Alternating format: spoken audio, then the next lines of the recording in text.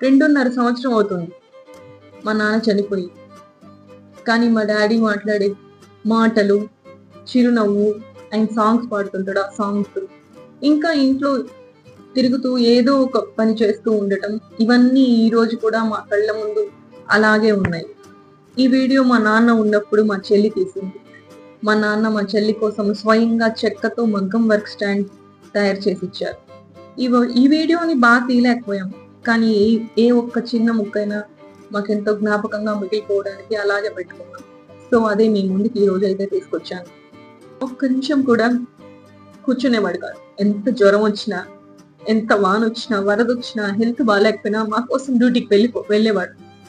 చాలా కష్టజీవి ఆయన. చాలా తెలివితేటలు కూడా పుష్కలంగా ఉండేది. అది అలాగని నేను చెప్పడం లేదు, వాళ్ళ ఫ్రెండ్స్, మా ఫ్రెండ్స్, చుట్టుపక్కల వాళ్ళు అందరూ చెప్తారు. చాలా తెలివారు, చాలా అందరికి మంచిగా చేసేవాడు. మనస్ఫూర్తిగా వాళ్ళ మానవత్వంతో ఉండేవాడు.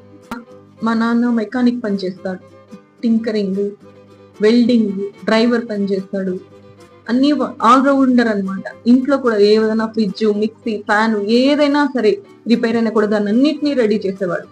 చాలా చాలా అంటే చాలా కొత్త కొత్త ఐడియాస్తో చాలా బాగా చేసేవాడు. నిజంగా మా అమ్మ అప్పుడప్పుడు అంటుంది, ఒక్కరికి కూడా ఆయన తెలివి రాలేదు, 3 పిల్లలు ఉంటే ఒక్కరికి కూడా ఆయన తెలివి రాలేదు అనేసి చాలా సార్లు అయితే చెప్పింది.